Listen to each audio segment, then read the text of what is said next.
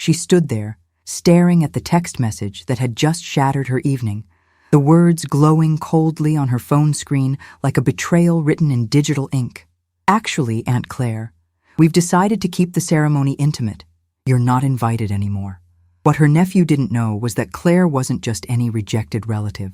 She was the county clerk responsible for issuing marriage licenses and approving dawn ceremonies at the courthouse, and that beautiful sunrise wedding he and his bride had planned? It was about to face the most thorough review of its existence. "Hey there, beautiful souls. This is Tina, and I'm so grateful you're here with me today. You know, this space we've created together, it's become something really special, a place where we can sit down like old friends, sharing coffee, and talk about those moments in life that test us, challenge us, and sometimes completely transform who we are. Today, I'm bringing you Claire's story, and let me tell you, this one touched my heart in ways I didn't expect. It's about family betrayal, professional integrity, and that incredible moment when the universe aligns perfectly to show people exactly who they've been underestimating. If you've ever felt dismissed by the people who should love you most, if you've ever been pushed aside like you don't matter, this story is going to resonate deep in your soul. Stay with me until the very end, because the way this unfolds is absolutely remarkable, and there's a powerful lesson here for all of us about standing in our truth with grace and dignity. And hey, if you're connecting with what we do here, go ahead and tap that like button and subscribe so we can keep sharing these incredible stories together. Now, let me tell you about Claire. Claire Henderson had devoted 26 years of her life to the Madison County Clerk's office in Tennessee, building a reputation that was beyond reproach in a position where attention to detail and unwavering integrity meant the difference between legal marriages and bureaucratic nightmares that could haunt couples for decades. She wasn't the type of woman who needed to announce her importance or wave her authority around like some badge of superiority. She was quiet in her confidence, methodical in her approach, and deeply committed to ensuring that every marriage license issued from her office was perfect. Every ceremony approved was legally sound, and every couple who stood before her understood the gravity and beauty of the commitment they were making. Her colleagues in the courthouse respected her almost reverently. Attorneys knew better than to submit incomplete paperwork to her window, and couples planning courthouse weddings understood that getting Claire Henderson's approval meant their marriage would start on the firmest possible legal foundation. Not just technically valid, but genuinely protected by every regulation and requirement that existed to safeguard the institution of marriage. She had delayed ceremonies when documentation was questionable, had refused to approve weddings when one party seemed coerced or uncertain, and had even once stopped a dawn ceremony 15 minutes before it was scheduled because she'd discovered the officiant's credentials had expired. And she had done all of this without apology because she understood something fundamental that many people overlooked, that marriage licenses weren't just romantic pieces of paper. They were legal contracts with profound implications for property rights, parental rights, medical decisions, and 1,000 other aspects of life that people rarely considered when they were caught up in the excitement of wedding planning. Her personal life had always been quieter than her professional one, marked by a devoted marriage to Robert, a retired postal worker whose steady warmth and gentle humor balanced her precise nature, and by her role as the reliable aunt in a sprawling Southern family where she'd always been the one people called when they needed help navigating bureaucracy, advice about legal matters, or just someone to show up with casseroles and common sense when life got complicated. Her nephew Michael had been special to her since the day he was born 29 years ago. The first baby boy in the family after a string of girls, the little one who used to fall asleep in her lap during family gatherings while she told him stories about people who built their lives on solid foundations and the importance of doing things the right way, even when shortcuts seemed tempting.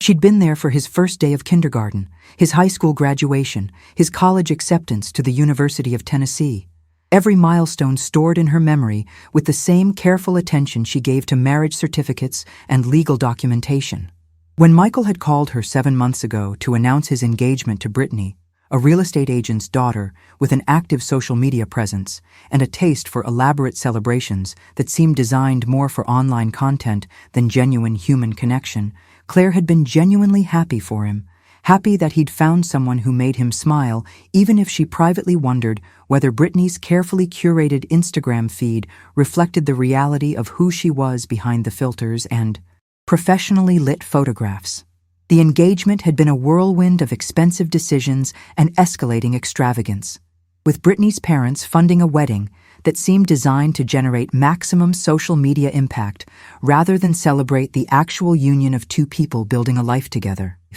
Claire had watched from the sidelines as the plans grew increasingly elaborate, as the guest list expanded to include people Michael barely knew, social media influencers and business contacts, and Brittany's sorority sisters from college, while the original small gathering he'd described became a 250-person spectacle, complete with a celebrity photographer, imported orchids, and a cake that required architectural consultation to ensure it wouldn't collapse under its own weight. She'd smiled and nodded through it all, offering help where she could, listening to Michael's occasional doubts when he called her late at night, wondering if maybe things were getting out of hand, reassuring him that wedding planning was stressful for everyone and that what truly mattered was the marriage itself, not the Instagram-worthy party that preceded it. Then Brittany had apparently decided that a traditional evening reception wasn't unique enough for her vision, wasn't distinctive enough to stand out in the endless scroll of wedding content that flooded social media every weekend.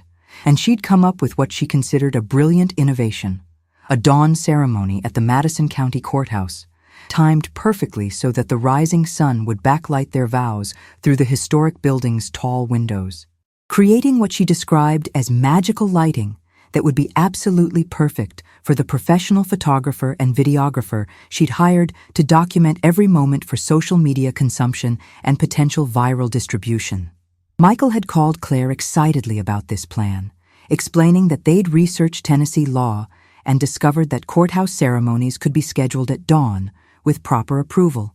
that the symbolism of starting their marriage with the sunrise felt meaningful and romantic, and that Brittany was already envisioning how the photographs would look with that golden morning light streaming through the windows. Claire had listened with professional interest, privately making mental notes about the logistics and requirements for such an unusual request, and she told Michael honestly that yes, dawn ceremonies were technically possible, but required specific approvals and had particular requirements about witnesses, officiant credentials, and facility access that would need to be carefully coordinated. She'd offered to help him navigate the process, to make sure all the paperwork was properly filed and all the requirements were met, because that's what family did. They helped each other do things correctly so there were no complications or disappointments later. Michael had thanked her warmly, promising to send her all the information once Brittany finalized the details with her wedding planner, and Claire had felt that familiar satisfaction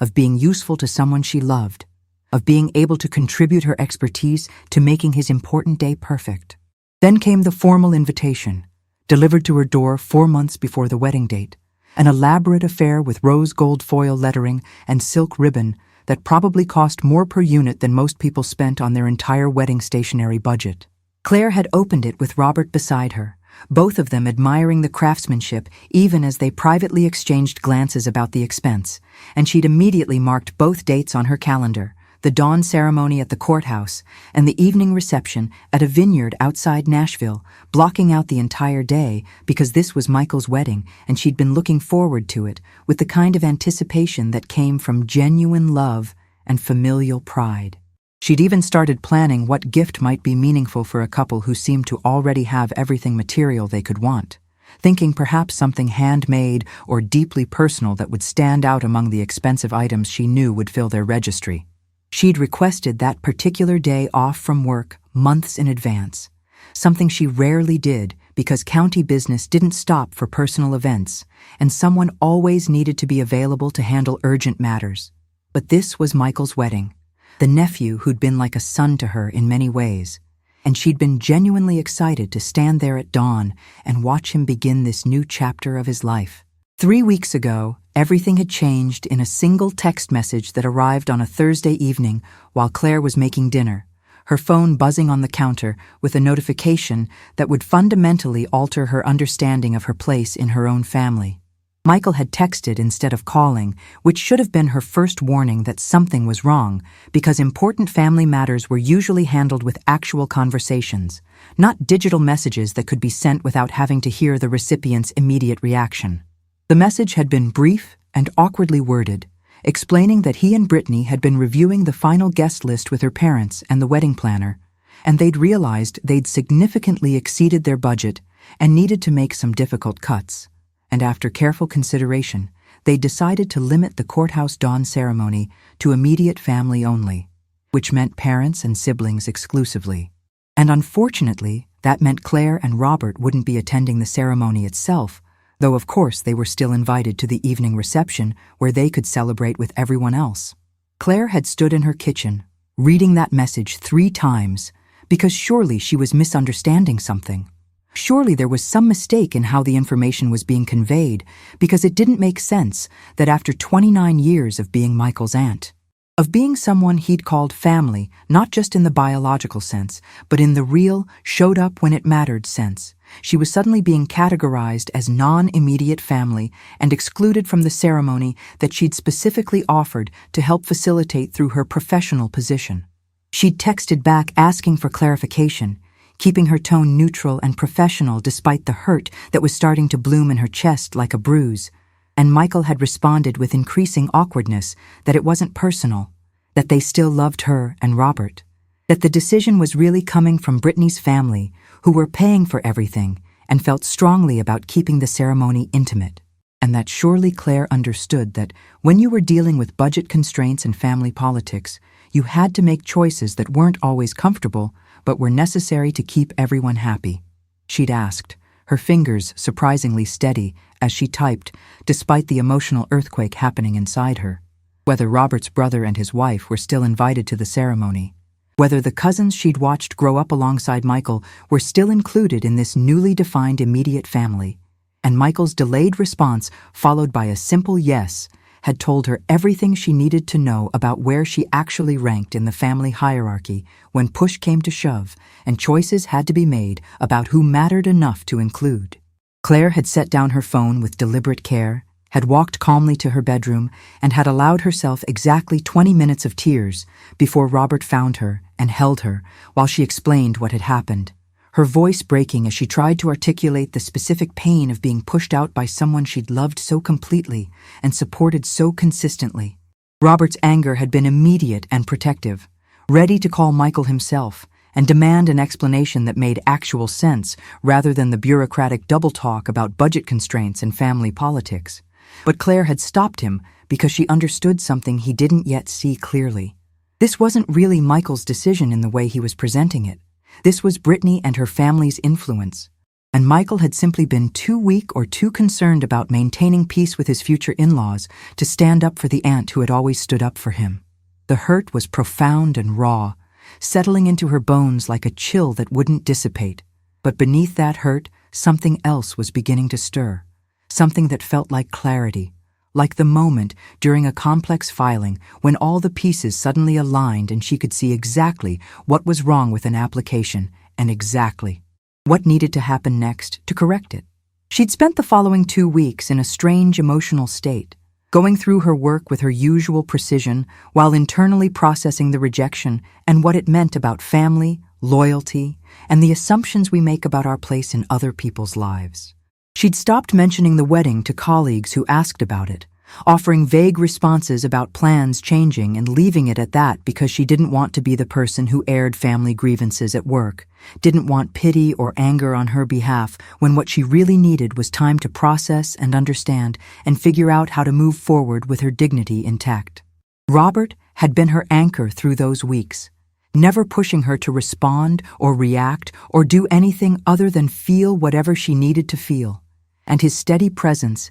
had given her the space to work through the layers of hurt and arrive at something approaching acceptance. Not acceptance that what Michael had done was right or kind, but acceptance that this was who he'd chosen to be in this moment, and she couldn't control his choices, only her own response to them. Then, exactly 16 days after Michael's text message, Claire walked into her office on a Monday morning to find an urgent request waiting in her inbox. a dawn ceremony application that needed immediate review and approval because it had been submitted late due to what the applicants described as confusion about filing deadlines and processing times. She'd opened the file with the same professional detachment she brought to every application, scanning the basic details before the names jumped out at her like neon signs in the darkness. Michael James Henderson and Brittany Nicole Crawford, requesting approval for a dawn ceremony at the Madison County Courthouse on the exact date that Claire had originally blocked off her calendar to attend as a guest before being uninvited from that very ceremony. Claire had stared at that application for a full 2 minutes, her mind making connections at lightning speed while her heart rate remained surprisingly steady despite the adrenaline suddenly coursing through her system, because the probability of this being a coincidence was so astronomically small that she couldn't even pretend to entertain the possibility. Her nephew, who had uninvited her from his wedding, had apparently failed to mention to his bride and future in-laws that his Aunt Claire was the county clerk who would be reviewing and approving the dawn ceremony they'd planned. Or perhaps he had mentioned it, and they'd been arrogant enough to assume it wouldn't matter, that she'd rubber-stamped the approval like some formality that stood between them and their perfect Instagram-worthy sunrise wedding. Claire had pulled up the complete application with hands that were completely steady despite the surreal nature of the situation. And as she read through the details with her professional eye, trained to catch inconsistencies and problems, she'd begun to notice issues that would have concerned her regardless of who had submitted the paperwork. The application had been filed 3 weeks past the recommended deadline for dawn ceremonies, which required additional coordination and approvals because courthouse staff would need to arrive hours earlier than usual to accommodate the early timing. The proposed witness list included several people whose relationships to the couple weren't clearly defined, which mattered because Tennessee law required specific witness qualifications for courthouse ceremonies. The efficient information was incomplete, missing the credential verification that Claire always required before approving any ceremony, and there was no backup plan documented in case the approved officiant became unavailable, which was a requirement she'd personally implemented 5 years ago after a wedding had to be canceled at the last minute when an officiant had a medical emergency. Most concerning was the proposed guest count for the ceremony itself, which listed 40 people attending a dawn courthouse ceremony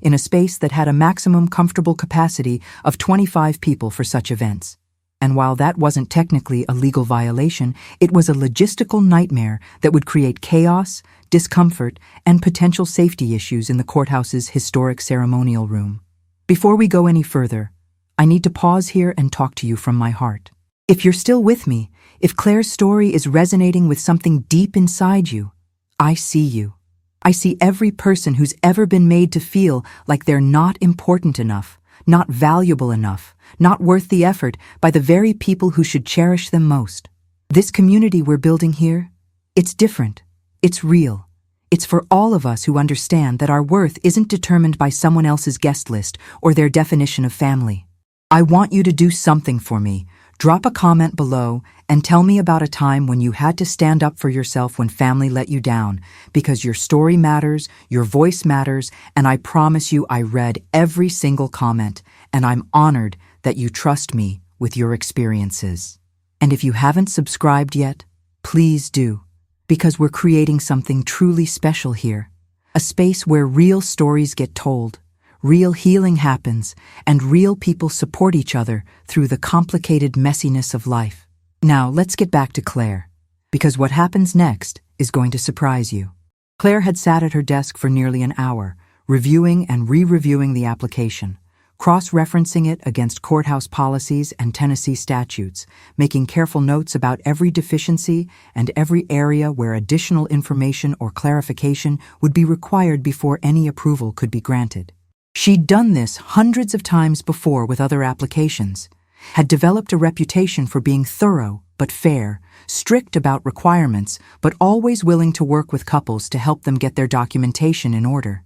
And she approached Michael and Brittany's application with that same professional standard. No special favors because of the family connection, but also no vindictive rejection based on personal feelings. Just an objective assessment of whether the application met the legal and procedural requirements for approval. And the objective assessment was clear. the application as submitted was incomplete and would require significant corrections and additional documentation before it could be approved for a dawn ceremony that was now less than 4 months away. She'd drafted her official response letter that same afternoon, using the standard template she used for all incomplete applications, professionally worded and specific about exactly what information was missing, what corrections needed to be made, and what timeline the applicants needed to follow to resubmit and potentially receive approval in time for their planned ceremony date. The letter explained that dawn ceremonies required a minimum of 90 days advance approval to ensure proper staffing and facility coordination,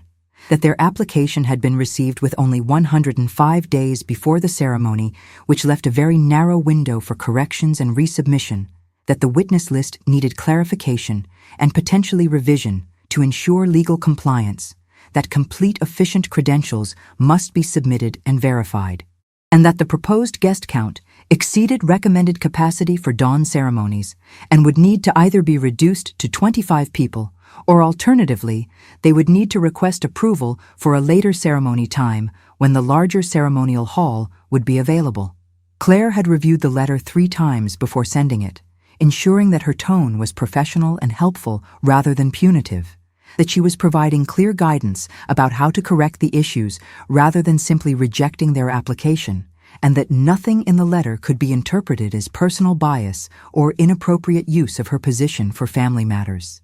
The response from Brittany's family had come not through official channels, but through a phone call to the courthouse that had been escalated to Claire's supervisor. A call from Richard Crawford, who had identified himself as the bride's father and a prominent real estate attorney in Nashville, who was very concerned about what he was hearing regarding unnecessary obstacles being placed in the path of his daughter's wedding ceremony. Claire's supervisor, a patient woman named Margaret Wilson, who had worked in county administration for 30 years and had seen every variety of entitled behavior from people who thought their money or connections made them special, had listened to Richard's complaints with professional courtesy before explaining that all ceremony applications were reviewed according to the same standards regardless of who submitted them, that Claire Henderson was the most meticulous and fair clerk in the office, and that if there were deficiencies noted in the application, then those deficiencies existed and needed to be corrected according to Tennessee law and courthouse policy.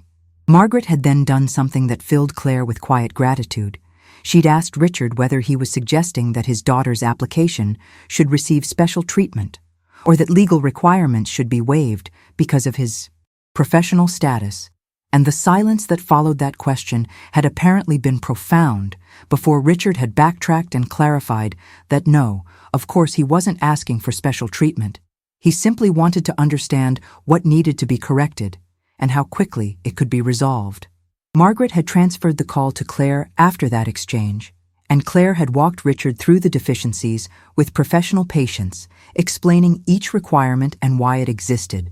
offering suggestions for how to quickly gather the missing information and providing a timeline for resubmission that would still allow approval before their ceremony date if they moved efficiently. Richard had listened with what sounded like forced politeness, his tone carrying the kind of barely concealed irritation that came from a man who was used to having his way and wasn't accustomed to being told no or asked to follow procedures that he considered bureaucratic inconveniences. He'd asked whether Claire was aware that this was her nephew's wedding, his voice taking on a tone that suggested this information should somehow change the situation, and Claire had responded calmly that yes, she was aware, and that was precisely why she was being especially careful to follow proper procedures, because she wouldn't want anyone to suggest that family relationships had influenced her professional decisions in either direction. She'd added, keeping her voice neutral and professional, that dawn ceremonies were special requests that required careful coordination,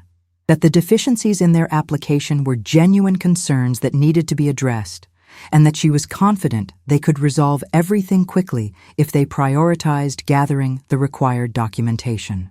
The conversation had ended with stiff courtesy on both sides, Richard promising to have the corrected application resubmitted within a week, Claire assuring him that she would review it promptly upon receipt, and both of them understanding that this interaction had been about power dynamics and control rather than actual confusion about requirements. Claire had documented the entire conversation in her official file notes, a practice she followed for all unusual interactions, not because she expected problems, but because thoroughness and documentation were the foundation of good public service. And if questions ever arose about her handling of any application, she wanted a clear record of every decision and every communication that had occurred. Margaret had stopped by her desk after the call, offering quiet support and reminding Claire that she was doing everything exactly right, that entitled people often tried to circumvent procedures through intimidation or implied connections, and that the courthouse had her back completely if anyone tried to suggest she was being anything other than professional and appropriate in her handling of this application. The corrected application had arrived 6 days later, submitted electronically with a cover letter from a paralegal at Richard Crawford's law firm rather than from Michael or Brittany directly. And Claire had reviewed it with the same careful attention she gave every resubmission. Most of the deficiencies had been adequately addressed. The witness list had been clarified with proper relationship documentation. The officiant credentials had been submitted and verified. A backup officiant had been designated with credentials also verified. But the guest count issue remained unresolved, with the application still listing 40 attendees for the dawn ceremony, with a note that this number was non-negotiable due to family obligations and the significance of having everyone present for the ceremony. Claire had sat with this for a long time, reviewing courthouse policies and capacity guidelines, consulting with the facilities manager about what could reasonably and safely be accommodated in the ceremonial room during a dawn ceremony when regular staff wouldn't be present to manage crowd control, and ultimately arriving at a conclusion that was both professionally sound and personally complicated. She could approve the ceremony with conditions, specifically that the guest count be reduced to the recommended 25 people for safety and comfort reasons, or alternatively that they schedule the ceremony for a later time, perhaps 8 or 9 in the morning rather than dawn, when the larger ceremonial hall would be available and properly staffed and could easily accommodate 40 guests or even more if needed. Either option would give Michael and Brittany their courthouse wedding with all the legal validity and ceremonial significance they wanted. They would simply need to make a choice about whether the specific timing of the dawn ceremony was more important than having all 40 people present, or whether having everyone there mattered more than the symbolic sunrise timing. It was, Claire recognized, a completely reasonable professional decision that had nothing to do with personal feelings about being uninvited. It was about capacity, safety, staffing, and practical logistics. But she also knew that to Michael and Brittany and Richard Crawford, it might feel like obstruction, like someone throwing up unnecessary barriers out of spite or vindictiveness, and she would need to be prepared for that accusation. She'd drafted her conditional approval letter with extra care, explaining the options clearly and professionally, noting that both alternatives would result in a beautiful courthouse wedding that met all legal requirements, emphasizing that this was standard procedure for dawn ceremonies with larger guest counts, and providing contact information if they wanted to discuss logistics or had questions about either option. She'd included specific details about what the 8 or 9 o'clock ceremony would offer: a larger space with better acoustics and seating, professional courthouse staff present to assist with any needs, more flexibility with photography and videography in the better-lit space, essentially making the case that the later ceremony might actually provide a better experience even if it didn't have the specific aesthetic of sunrise lighting. Claire had reviewed this letter multiple times, had asked Margaret to review it as well, and both of them had agreed that it was fair, reasonable, and completely defensible as a professional decision based on legitimate operational concerns.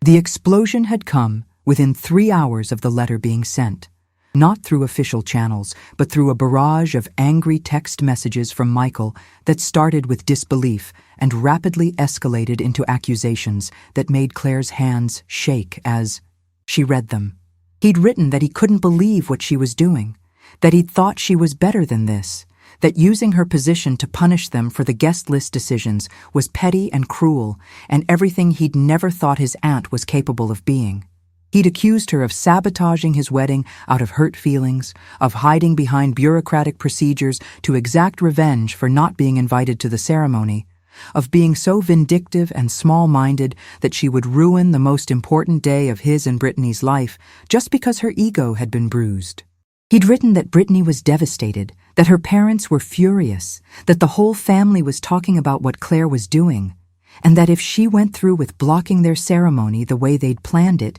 he would never forgive her, and she would never be part of his life again, in any capacity. Claire had read these messages sitting at her desk, her professional composure cracking as tears blurred her vision. Not because of the threats or the anger, but because of the fundamental misunderstanding of who she was and what she valued. She'd spent 26 years in public service building a reputation for integrity and fairness, had turned away bribes and resisted pressure from people far more powerful than Richard Crawford, had made decisions that cost her personally because those decisions were right according to the law and the standards of her profession. And the nephew she'd loved and supported his entire life apparently believed she would throw all of that away out of petty revenge over a wedding invitation.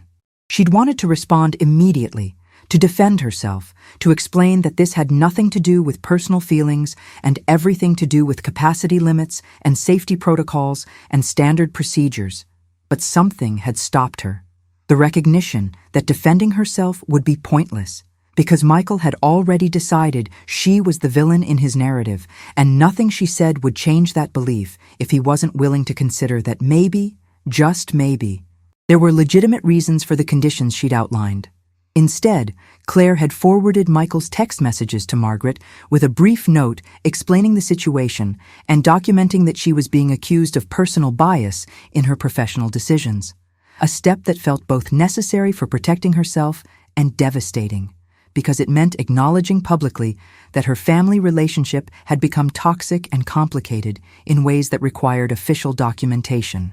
Margaret had responded immediately, calling Claire into her office and closing the door before telling her something that Claire needed to hear, that she'd reviewed the application and the conditional approval letter and everything was absolutely appropriate and professionally sound, that Claire had actually been more generous than required by offering 2 viable alternatives, rather than simply denying the application outright due to capacity issues, and that if Michael or the Crawford family wanted to file a formal complaint about her handling of their application, they were welcome to do so. But it would be reviewed by people who understood courthouse operations and would immediately recognize that Claire had done nothing wrong. Margaret had also suggested something that Claire hadn't considered, that perhaps she should recuse herself from the final approval decision and let Margaret handle it instead. Not because there was any question about Claire's professionalism, but simply to remove any perception of conflict of interest and protect Claire from further personal attacks disguised as professional complaints. The suggestion had been kindly meant, and Claire understood the reasoning, but something in her had rebelled against it, a fierce determination not to be pushed out of doing her job correctly just because her nephew and his entitled in-laws were uncomfortable with following the same procedures everyone else followed. She'd thanked Margaret for the offer but declined it, explaining that recusing herself would send a message that there was something inappropriate about her handling of the application when there wasn't, and that she believed in the importance of public servants not being intimidated or forced aside when they made difficult but correct decisions. If Michael wanted to file a complaint, she'd said with more firmness than she felt, then the system would review her decisions and they would be found appropriate, and she would rather face that official scrutiny than step aside and let people believe she'd done something wrong that required her removal from the case. The formal complaint had arrived at the county clerk's office 4 days later, submitted not by Michael, but by Richard Crawford's law firm on behalf of the Crawford family, alleging professional misconduct, conflict of interest, and abuse of authority by County Clerk Claire Henderson. The document was 17 pages of carefully worded accusations designed to make Claire appear vindictive and unprofessional, claiming that she had imposed arbitrary restrictions on their ceremony application, applied standards inconsistently compared to other dawn ceremony requests, and was pursuing a personal vendetta due to family disputes that had nothing to do with the legitimate exercise of her professional duties. It demanded her immediate recusal from their application, a new review by a different clerk, and an investigation into whether she had violated ethical guidelines in her conduct. The complaint was accompanied by affidavits from Brittany and her mother describing Claire as a difficult family member who had always been jealous of people who had more social status and success, painting a picture of a bitter woman using her minor government position to hurt people who had somehow wronged her in ways the affidavits left conveniently vague and unspecified.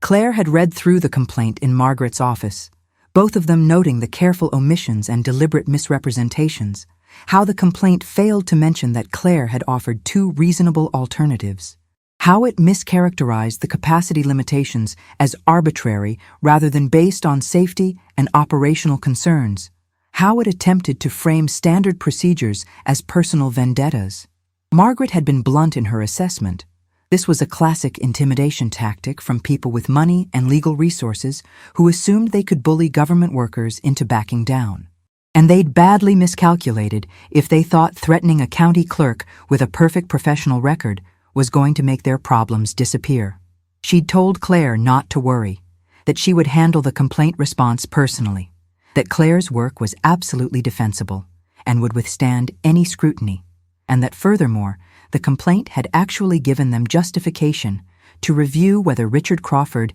had inappropriately used his position as an attorney to pressure a public official, which could have ethical implications for his own professional standing with the state bar. The situation had escalated in ways Claire never anticipated when a local television news producer had somehow gotten wind of the story and decided it had human interest appeal, running a segment about a county clerk denying a wedding ceremony for her own nephew, with carefully edited interviews that made Claire look like a petty bureaucrat destroying family relationships for the sake of minor regulations. The segment had included tearful footage of Brittany talking about how her dream wedding was being ruined by someone on a power trip, had featured Richard Crawford speaking in measured tones about concerning government overreach and the abuse of minor authority, and had completely omitted any mention of the capacity issues, the alternative options offered, or the actual timeline of events that showed Claire had been uninvited from the wedding before ever seeing their application. The social media response had been swift and brutal, with hundreds of people who knew nothing about courthouse procedures or capacity regulations flooding the county clerk's office Facebook page with messages calling Claire heartless, vindictive, a bitter old woman taking out her personal failures on innocent young couples, someone who should be fired immediately and banned from any position of public trust. Claire had watched this unfold with a strange sense of detachment, understanding intellectually that mob mentality fed on incomplete information and emotional manipulation, but still feeling the weight of so much collective hatred from people who had formed their opinions based on 90-second news segments and social media posts that confirmed their existing biases about government workers and bureaucratic obstacles. Robert had wanted her to respond publicly, to go to the media herself and tell the truth about the capacity issues and the alternatives she'd offered. But Claire had refused because she knew from experience that trying to argue with an angry mob was futile, that facts and procedures didn't matter to people who had already decided you were wrong based on feelings and carefully crafted narratives. She'd told Robert that the truth would come out through official channels, that her job was to continue doing her work correctly and let the complaint investigation process reveal the actual facts, and that if people wanted to hate her based on incomplete information, there was nothing she could say that would change their minds until they were ready to see the full picture. The turning point had come from an unexpected source, a veteran court reporter named Sarah Martinez, who covered county government for the local newspaper and had developed a nose for stories where the official narrative didn't quite match the documented reality. Sarah had reached out to Claire directly through official channels, explaining that she'd been following the wedding ceremony controversy and something about it felt off, too emotionally manipulative, and too conveniently one-sided. And when she'd started digging into courthouse records and reviewing policies for dawn ceremonies, she'd found a pattern that suggested the Crawford family's complaint might be more about entitlement than actual procedural problems. Would Claire be willing to speak with her on the record about the actual requirements for dawn ceremonies, the genuine capacity concerns, and what had really happened in the timeline of this application? Claire had hesitated, protective of her professional reputation, and wary of saying anything that might be twisted or misrepresented. But Margaret had encouraged her to talk with Sarah because transparency was the best defense against false accusations. And if they had nothing to hide, then letting an experienced reporter examine the actual facts could only help reveal the truth. Sarah's article had run 5 days later as a front-page feature in the Sunday edition, and it had been everything Claire could have hoped for. A meticulously researched piece that included interviews with courthouse staff, documentation of standard procedures for dawn ceremonies, expert analysis from other county clerks about capacity requirements and safety protocols, and most importantly, a clear timeline showing that Claire had been uninvited from the wedding weeks before the ceremony application had even been submitted. The article had laid out in straightforward language why capacity limits existed for dawn ceremonies when regular staff weren't present,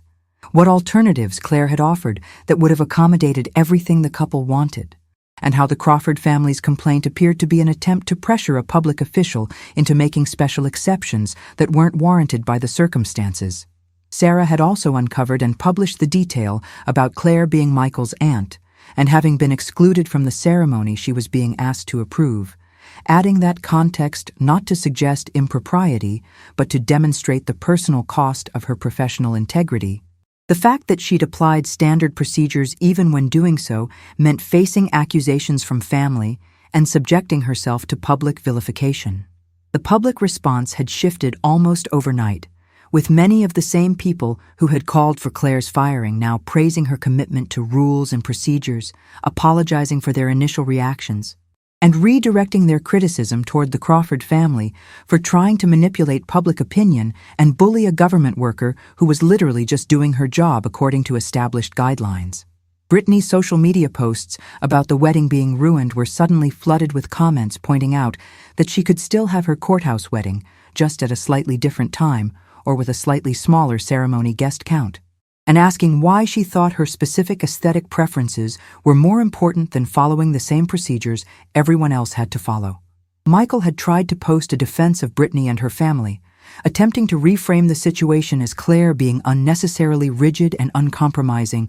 but the response had been so overwhelmingly critical of his entitled attitude that he deleted the post within hours, and the hashtag that had briefly trended calling for Claire to be fired was replaced by a new one celebrating her as an example of professional integrity in public service. Margaret had called Claire into her office the day after Sarah's article ran, and her expression had been unreadable until she'd closed the door and then broken into the widest smile Claire had ever seen on her usually serious face. The county administrator wanted to meet with Claire, Margaret explained. And before Claire could feel any anxiety about it, Margaret clarified that it was to personally commend her for maintaining professional standards under extraordinary pressure, and to discuss how the county could better support employees who faced similar situations in the future. Furthermore, the investigation into the Crawford family's complaint had been completed in record time, finding absolutely no merit to any of their allegations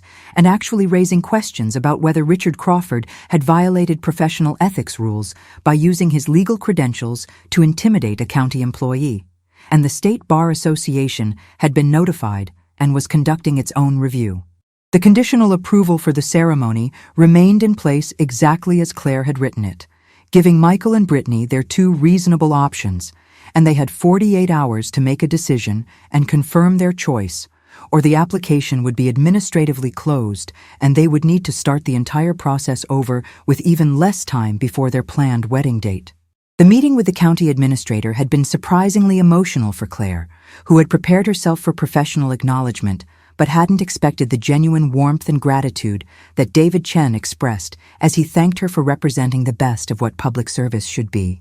David had explained that he'd worked in county government for 25 years and had seen too many situations where employees compromised their standards because facing pressure was uncomfortable, where people bent rules for influential families or politically connected individuals, and the slow erosion of integrity that resulted from those small compromises eventually corrupted entire systems and destroyed public trust. He'd told Claire that her refusal to be intimidated or manipulated, her insistence on applying the same standards to everyone regardless of personal relationships or social pressure, was exactly the kind of principled behavior that made local government work and protected communities from the alternative, which was a system where rules only applied to people without money or connections. David had also shared something that surprised Claire, that her case had already prompted discussions at the state level about creating better protections for county employees who faced retaliation or intimidation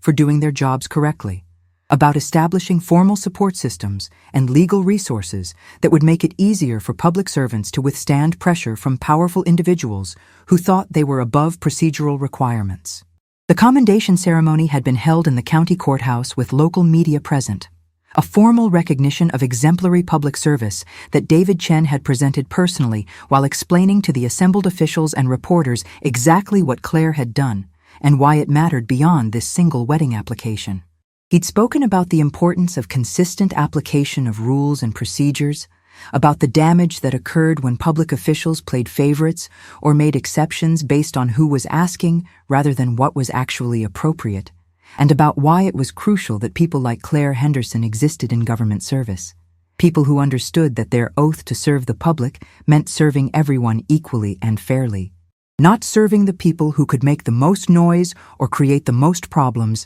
if they didn't get their way. Claire had stood there in her best professional attire, accepting handshakes from county commissioners and fellow department heads, and she'd felt a complicated mixture of pride and sadness because this recognition was meaningful and validating, but it didn't change the fact that Michael still blamed her for ruining his wedding, and her relationship with him was probably damaged beyond any realistic hope of repair. Michael and Brittany had made their decision 2 hours before the deadline, submitting a terse notification through Richard Crawford's law firm that they were accepting the alternative of a 9 o'clock ceremony in the larger hall, with a guest list now expanded to 75 people since the larger space could accommodate that number comfortably. Claire had processed the updated application with professional efficiency, approved it within the standard time frame, and sent the confirmation letter with all the details about timing, location within the courthouse, and requirements for the ceremony. She'd included a personal note at the bottom, brief and professional, congratulating Michael and Brittany on their upcoming wedding and wishing them every happiness. And she'd meant it sincerely despite everything that had happened, because whatever anger or hurt she carried toward their behavior, she still wanted Michael to be happy and to build a good life with whatever partner he chose. The response to her note had been silence, no acknowledgement of the approval or the well wishes, just bureaucratic acceptance of the documentation and moving forward with their plans as if she were simply another government worker processing their paperwork rather than family who had been part of Michael's entire life until this situation had fractured everything. Before we continue to the end of this incredible journey, I need to stop and talk with you heart to heart, because if you're still here, still listening to Claire's story, then something in this narrative is speaking to your own experiences and your own understanding of what it means to stand firm when everything inside you wants to just give in to make the pain stop. I want to hear from you, really truly hear from you, in the comments below. Have you ever had to choose between being liked and being right?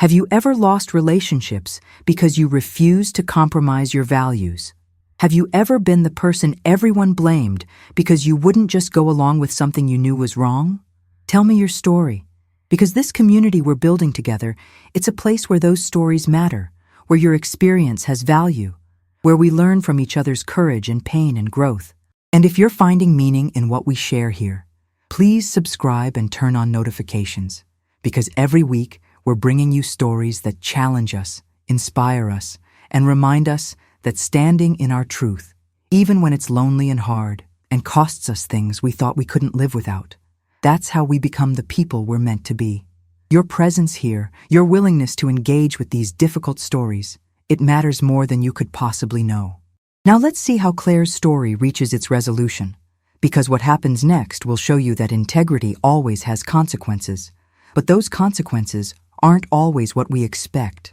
Robert had been Claire's absolute rock through everything, never once suggesting she should have handled things differently, never implying that maybe she'd been too rigid or too uncompromising, just standing beside her with the quiet strength that had defined their marriage for 32 years. On the evening after the commendation ceremony, after they'd gotten home and changed into comfortable clothes and were sitting on their back porch watching the sun set over the Tennessee hills, Robert had held her hand and told her something she hadn't fully internalized, despite all the external validation she'd received. He'd said that he was proud of her, not just for doing her job correctly, but for the grace she'd shown throughout this entire ordeal, for the way she'd refused to become bitter or vindictive even when she had every right to be angry, for the way she'd continued to wish Michael well and hope for his happiness even after he'd accused her of deliberately sabotaging his wedding.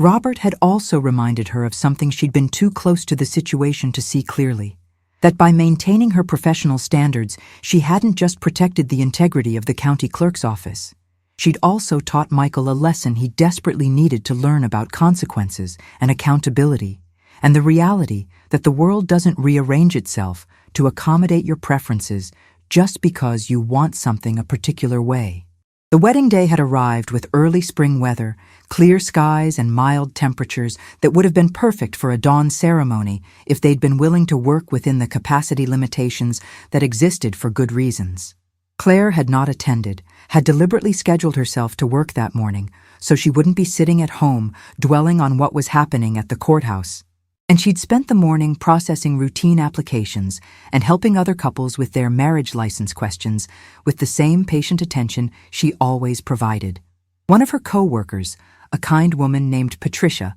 who had followed the entire situation and understood the personal cost Claire had paid, had quietly brought her favorite coffee and a homemade cinnamon roll mid-morning, a small gesture of solidarity that had meant more to Claire than any official recognition, because it came from simple human kindness and understanding. The ceremony had apparently gone smoothly according to courthouse staff who had been present. The larger hall had worked beautifully for their needs. The photographs had turned out stunning, according to the social media posts that Claire had deliberately not looked at, but that several relatives had mentioned to her later. And Michael and Brittany had gotten their legal marriage and their memorable courthouse wedding. Just not exactly the way they'd originally envisioned it, because reality had required them to adapt their vision to accommodate actual limitations and procedures. The evening reception at the Vineyard had been the event Claire and Robert had technically still been invited to attend, but they'd made the decision together not to go, understanding that their presence would create tension and awkwardness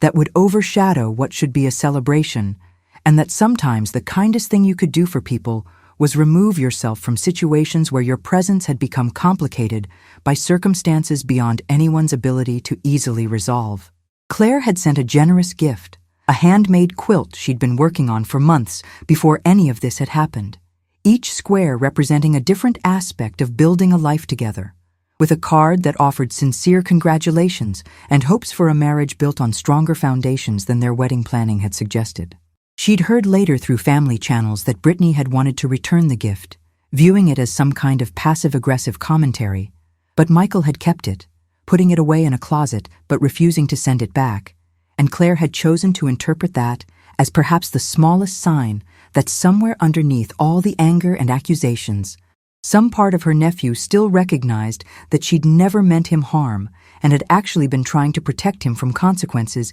he hadn't been mature enough to foresee. The months following the wedding had brought unexpected developments that felt less like cosmic justice and more like the natural consequences of choices and character revealing themselves over time. Richard Crawford's law firm had been sanctioned by the State Bar Association for inappropriately using legal resources to intimidate a public official, a professional reprimand that was public record and had damaged his reputation among colleagues who took ethical conduct seriously. The sanction hadn't been severe enough to affect his ability to practice law, but it had been public enough to make other attorneys wary of referring clients to him and to make potential clients question whether they wanted representation from someone who had been officially found to have overstepped ethical boundaries. Brittany's social media presence, which had been such a driving force behind so many of their wedding decisions, had actually suffered rather than benefited from all the controversy, with her follower count dropping significantly after people had learned the full story and decided they weren't interested in following someone who seemed more concerned with aesthetics than with basic fairness or family relationships. Michael had reached out to Claire 6 months after the wedding, not through text message this time, but through a handwritten letter that arrived at her home, several pages of careful writing that attempted to articulate things he apparently couldn't figure out how to say in person or over the phone.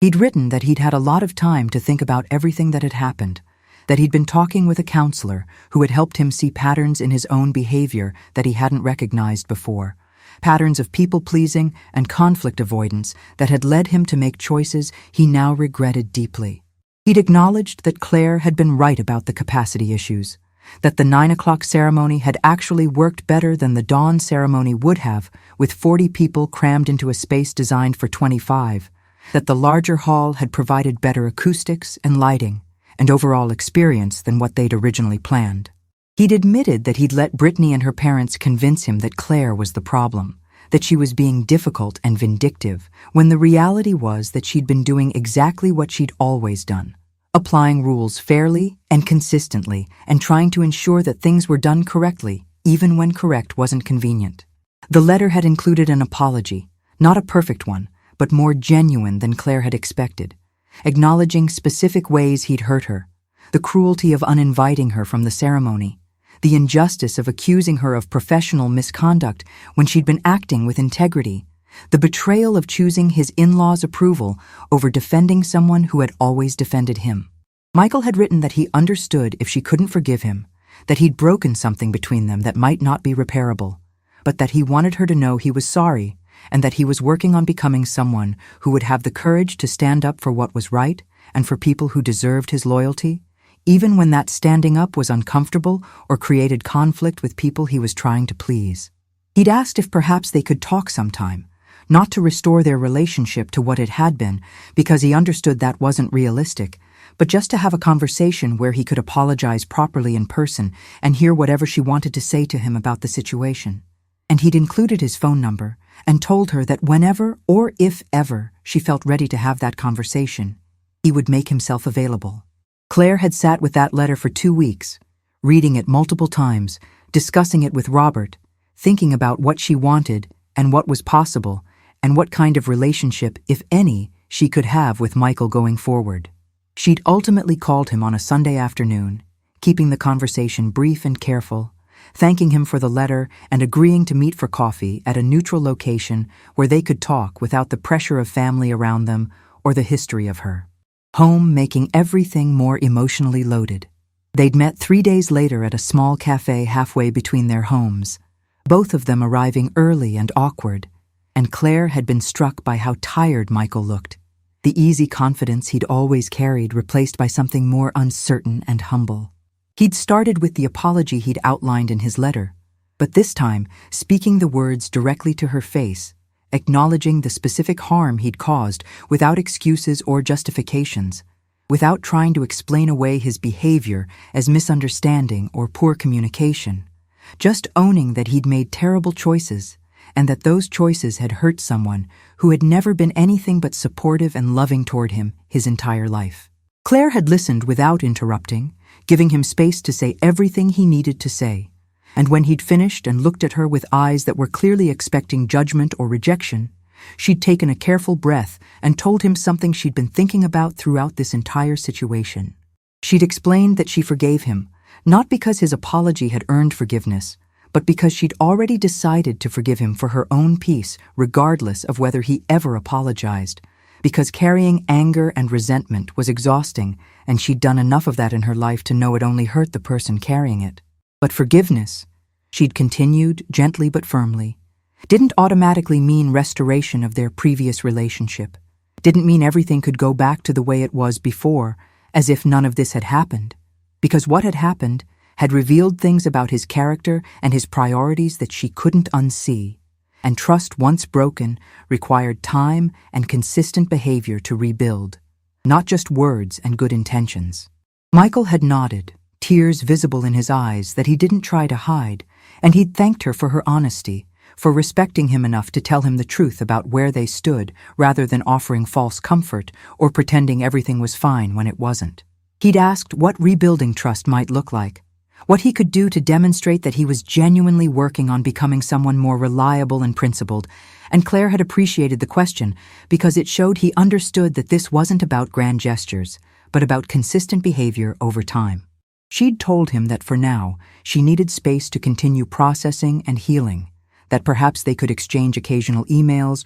or have coffee every few months, that she would be open to gradually rebuilding some kind of relationship if his actions over time demonstrated real growth and change, but that she needed him to respect that this process would move at her pace, not his, and that she might ultimately decide that a distant but cordial relationship was the best she could offer him going forward. They'd parted that day with a brief hug that felt both familiar and strange, containing echoes of the affection they'd once shared, but also acknowledging the distance that now existed between them, and Claire had driven home feeling lighter than she'd expected, recognizing that closure didn't require complete reconciliation. It just required honest communication and the release of expectations about outcomes that might never materialize. In the months that followed, Michael had respected her boundaries, sending occasional brief emails about things happening in his life, never demanding responses or pushing for more contact than she'd indicated she was comfortable with.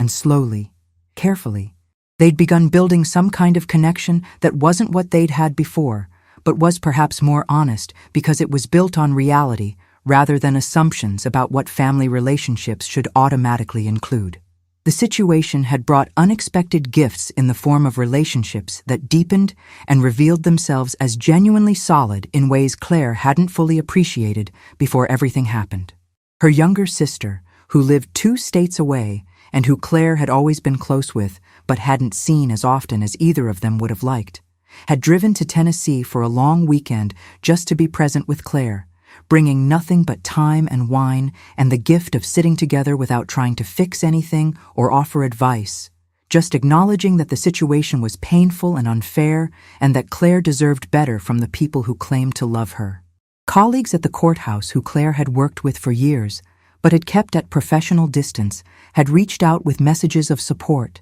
sharing their own stories of family complications and professional challenges, creating connections that transformed coworkers into genuine friends who understood the particular pressures of public service and the toll it could take when professional duty and personal relationships collided. The county clerk's office had implemented new protocols based on Claire's experience, creating formal procedures for handling situations where employees might have personal connections to applications or cases they were reviewing, establishing clearer documentation requirements for unusual requests like dawn ceremonies, and most importantly, developing a support system for employees who faced intimidation or retaliation for applying standard procedures to politically connected or legally sophisticated applicants. Claire had been asked to help draft some of these new policies, lending her experience to creating systems that would protect the county workers who came after her. And there was something deeply satisfying about turning her painful experience into structural changes that would make the job more sustainable and less vulnerable to the kind of pressure she'd endured. The first anniversary of the wedding controversy had arrived with autumn colors painting Tennessee in shades of gold and crimson, and Claire had marked it privately by visiting the cemetery where her grandparents were buried. The people who had raised her mother with firm principles about integrity and service and the importance of doing what was right, even when doing right was costly and lonely. She'd told their headstones the whole story, speaking out loud in the quiet cemetery about Michael and Brittany and the wedding that had caused such upheaval, about the accusations and the public vilification and the eventual vindication, about the relationships that had fractured and the unexpected ones that had strengthened, about the professional recognition and the policy changes and the slow, difficult work of healing from betrayal by someone she'd loved deeply. Her grandparents would have been proud, Claire knew, would have told her that character was revealed in difficult moments, that integrity often required sacrifice, and that the measure of a person's life wasn't found in being universally liked, but in being able to look at yourself in the mirror and know that you'd acted according to your deepest values, even when those values cost you things you didn't want to lose. She'd received notification that week from the Tennessee County Clerks Association that she'd been selected for their annual award recognizing exceptional service and professional courage, an honor that came with a modest monetary prize and an invitation to speak at their state conference about maintaining ethical standards under pressure from influential people who expected special treatment. The letter had praised her specifically for demonstrating that public service meant serving the public's genuine interests according to established laws and procedures, not serving the private interests of whoever could create the most noise or leverage the most connections, and for showing other county employees that the system would support them when they had the courage to apply standards consistently, regardless of who was asking for exceptions. Claire had accepted the award with genuine humility, understanding that she was being recognized not because she'd done something extraordinary, but simply because she'd refused to do something wrong. And the fact that this qualified as exceptional said something troubling about how normalized special treatment and procedural shortcuts had become in systems that were supposed to operate fairly for everyone. The speaking engagement at the state conference had been challenging in ways Claire hadn't fully anticipated. Standing before an audience of county clerks and administrators from across Tennessee, and trying to articulate lessons from an experience that was still tender despite the time that had passed and the healing that had occurred. She'd talked about the importance of documentation, of keeping meticulous records of every decision and every communication, so that if your professional judgment was questioned, you had clear evidence of your reasoning and your consistency. She talked about the necessity of supervisor support, of working in environments where management would back up employees who made correct but unpopular decisions, and about how crucial it was that policies be clearly written and consistently applied so that individual employees weren't left vulnerable to accusations of personal bias when they enforced standards that should have been obvious to everyone. And she talked about the personal cost of principled public service, about accepting that doing your job correctly sometimes meant being misunderstood and vilified, meant losing relationships you valued and facing public anger from people who didn't understand or didn't care about why procedures existed, and about how essential it was to have support systems in your personal life that could sustain you through those storms. The questions from the audience had been thoughtful and sometimes uncomfortably personal, with younger clerks asking how she'd dealt with the social media harassment, how she'd managed to continue working effectively while being publicly attacked, whether she'd ever doubted herself or wondered if maybe standing firm was causing more harm than good. Claire had answered honestly, acknowledging that yes, there had been moments of doubt, times when she'd lain awake at night, wondering if this one wedding ceremony was really worth the destruction of her relationship with Michael. Moments when the sheer volume of angry messages and public criticism had made her question whether she was being unnecessarily rigid in her interpretation of policies. But then she'd remember the actual facts of the situation, the objective reality that capacity limits existed for genuine safety reasons, that she'd offered reasonable alternatives that would have given them everything they wanted with minor adjustments, and the doubt would dissolve because the procedures didn't care about her feelings or Michael's disappointment or Brittany's aesthetic vision. The procedures simply existed to ensure fairness and safety, and her job was to apply them consistently, even when consistency was uncomfortable. A veteran clerk from Eastern Tennessee had raised her hand during the question and answer session and shared that she'd faced a similar situation 10 years earlier, had given in to pressure from a county commissioner to approve a ceremony application that didn't meet requirements. And that ceremony had experienced serious problems that had resulted in legal complications for the couple and professional embarrassment for her office, and she'd carried the guilt and regret ever since, knowing that she'd compromised her standards to avoid conflict, and the consequences had been exactly what the procedures were designed to prevent. The room had grown quiet as this woman spoke, her voice carrying the weight of a decade of self-recrimination, and she'd looked directly at Claire and told her that reading about her situation in the state clerk's newsletter had inspired her to be more rigorous in her own work, to never again prioritize someone's convenience or her own comfort over the correct application of procedures, and that Claire should know her courage had ripple effects she would never fully see, influencing how clerks across the state approached their work and understood their responsibility to serve the public interest rather than private preferences. Claire had thanked her with emotion that surprised her, understanding in that moment the full significance of what she'd been carrying and why it had mattered so much to stand firm,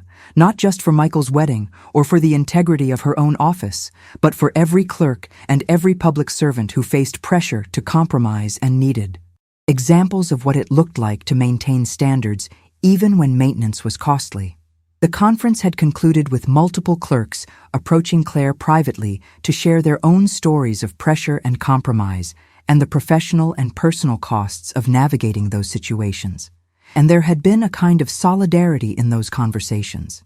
a recognition that public service required a particular kind of courage that civilians didn't always understand or appreciate. The courage to be unpopular in service of principles that protected everyone, even when everyone didn't recognize they were being protected. The relationship with Michael had continued to evolve slowly over the following year, moving from occasional emails to more frequent phone calls, from careful distance to gradual warming. And Claire had watched with cautious hope as he seemed to genuinely work on the character issues he'd acknowledged in his apology. He'd started therapy and stuck with it beyond the initial enthusiasm phase, had begun setting boundaries with Brittany's family about their influence on his decisions, and had made efforts to reconnect with other family members he'd pushed away during the wedding planning period when Brittany's preferences had dominated every choice. The marriage itself appeared to be struggling according to information that reached Claire through family channels, with Brittany apparently unhappy that married life didn't resemble the curated perfection of social media content, and Michael apparently frustrated that his wife seemed more interested in maintaining an online image than building an actual partnership. But Claire had learned to maintain appropriate boundaries about their marital problems, offering support to Michael as family when he asked for it, but refusing to become entangled in their conflicts or to say anything negative about Brittany despite having plenty of justification for negative opinions. 2 years after the wedding controversy, on a crisp October afternoon, Claire had received an unexpected call from Michael, asking if he could come visit her and Robert, explaining that he had something important he wanted to discuss in person rather than over the phone. They'd agreed to meet that weekend, and when Michael had arrived, he'd been alone, explaining that he and Brittany had separated and were likely heading toward divorce, not because of any single dramatic event, but because they'd gradually realized they'd built their marriage on surface compatibility and shared aesthetics rather than on genuine partnership and aligned values. He'd told Claire that one of the things he'd come to understand through this process was how right she'd been about so many things, not just about the capacity issues and the ceremony procedures, but about the deeper questions of character and priorities that those surface conflicts had revealed. He'd shared that, looking back at their wedding planning period, he could see now how many warning signs he'd ignored, how many times Brittany and her family had demonstrated that they valued appearance over substance, control over collaboration, and getting their way over respecting others. And he'd been too caught up in the excitement and the validation of being chosen by someone beautiful and popular to recognize that those weren't traits that would serve him well in an actual marriage. Michael had apologized again, more specifically and more humbly than before, acknowledging not just the immediate harm of uninviting Claire from the wedding, but the deeper betrayal of failing to defend her when she was being attacked for doing her job correctly, of choosing the approval of people who didn't genuinely care about him over loyalty to someone who had always been loyal to him. He'd told her that he understood if she could never fully trust him again, that he'd proven himself unworthy of the relationship they'd had, but that he wanted her to know he was committed to becoming someone better, someone who would have the courage to stand up for what was right and for people who deserved his support, even when that standing up created conflict or cost him relationships with people whose approval he'd been desperately seeking. Claire had listened to all of this with a heart that was simultaneously aching and healing, grieving for the pain he was experiencing while also recognizing that sometimes pain was the catalyst for growth, that sometimes we had to lose things we thought we couldn't live without before we could become people capable of building something more genuine and sustainable. She'd told Michael that she appreciated his apology and his honesty about what he was learning, that she could see genuine changes in how he approached relationships and conflicts and difficult decisions, and that she was willing to continue gradually rebuilding their relationship with the understanding that it would be different than before, based on demonstrated behavior rather than assumed loyalty,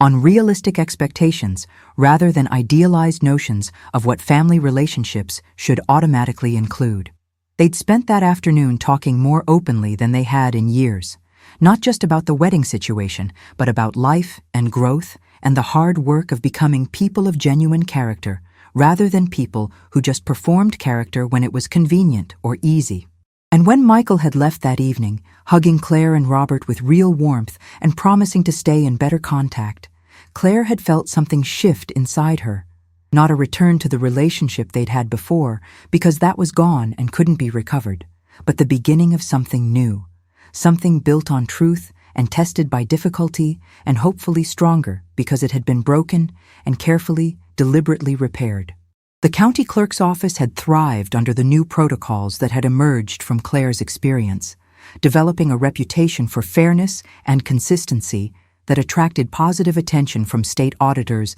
and professional associations. The dawn ceremony procedures had been refined and clarified, making it easier for couples to understand requirements and for clerks to explain decisions. And in the 2 years since the controversy, there had been dozens of dawn ceremonies approved and conducted without incident, all of them within proper capacity limits, and all of them creating the beautiful symbolic moments couples wanted without compromising safety or fairness. Claire had been promoted to senior clerk, a position that gave her more oversight responsibility and allowed her to mentor newer employees about navigating the complex intersection of public service and personal integrity. And she'd found deep satisfaction in helping the next generation of clerks understand that their work mattered, that applying procedures consistently wasn't bureaucratic pettiness, but rather the foundation of a fair society where rules applied equally to everyone, regardless of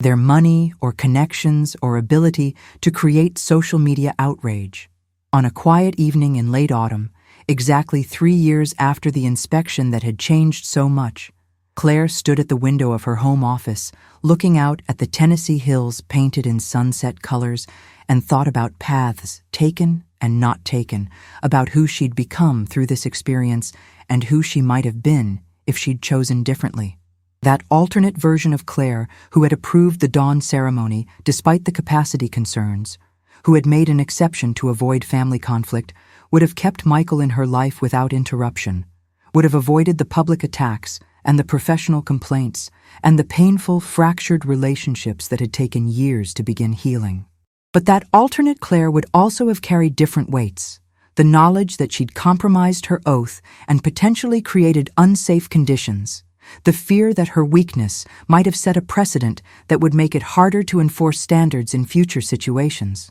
The slow erosion of self-respect that came from knowing she could be pressured into abandoning principles when the pressure came from the right sources with the right emotional leverage. She thought about all the couples who had married at the courthouse under procedures that were fairly and consistently applied,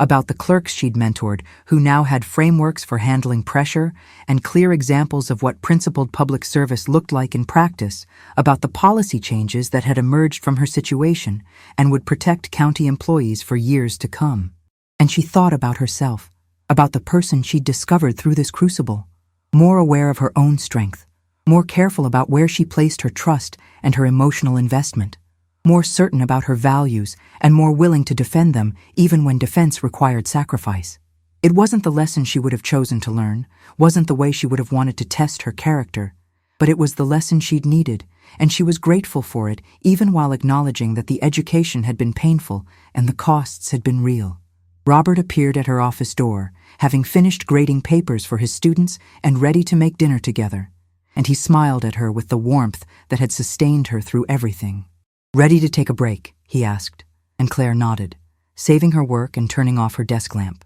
As they moved toward the kitchen, Robert asked if she was okay, noticing the reflective mood, and Claire considered the question seriously before answering with honest certainty. She was more than okay, she told him, because through all of this, she'd learned something crucial about herself, that she was someone who could stand alone when necessary, someone whose integrity wasn't conditional on other people's approval or acceptance, Someone who could lose relationships and face public hatred and professional attacks, and still wake up every morning certain that she'd made the right choices for the right reasons. And that certainty, that bone-deep knowledge of her own character and values, was worth more than any relationship that required her to compromise those values to maintain it. They cooked dinner together in comfortable companionship, talking about ordinary things and enjoying the peace that came from being with someone who knew you completely and loved you anyway. And Claire felt genuinely at peace with the complicated story of the past 3 years, with the choices she'd made, and the costs she'd paid, and the person she'd become through it all. Somewhere in Tennessee, Michael was continuing his own journey of growth and self-discovery, learning his own lessons about character and courage, and the difference between relationships built on convenience versus relationships built on genuine mutual respect and shared values, and Claire wished him well with sincere hope for his happiness and healing. Somewhere other county clerks were facing their own pressure from entitled applicants and politically connected families and people who thought rules should bend for their special circumstances. And because of Claire's stand and the systems built from her experience, those clerks had better tools and clearer policies and stronger support to help them maintain standards without bearing the burden alone. The wedding that almost wasn't had become a story with unexpected outcomes, not the fairy tale ceremony Brittany had envisioned with perfect lighting and maximum social media impact, but something more valuable in the long term, a testament to the importance of institutional integrity, to the cost and worth of principled public service, to the truth that our real character is revealed not in moments when everyone agrees with us, but in moments when doing what's right means standing against pressure from people we love, or people with power over us, or people who command public sympathy through carefully crafted narratives. Claire Henderson had passed that test, had discovered reserves of strength and conviction she'd hoped she possessed but had never needed to fully access until circumstances demanded it, had transformed personal pain into systemic improvements that would serve her community for years beyond her own career. And in the end, that was a legacy more meaningful than any single ceremony or any maintained relationship that required her to be less than who she was. And as Robert reached across the kitchen island to squeeze her hand, both of them smiling at some shared memory from decades of partnership, Claire smiled back, knowing that she'd walked through fire and emerged not unscathed, but uncompromised, carrying scars that told a story of integrity maintained and values defended and a life lived according to principles that would outlast any temporary approval or disapproval from people who couldn't see beyond their own immediate desires to the larger framework of fairness and consistency that made civilized society possible.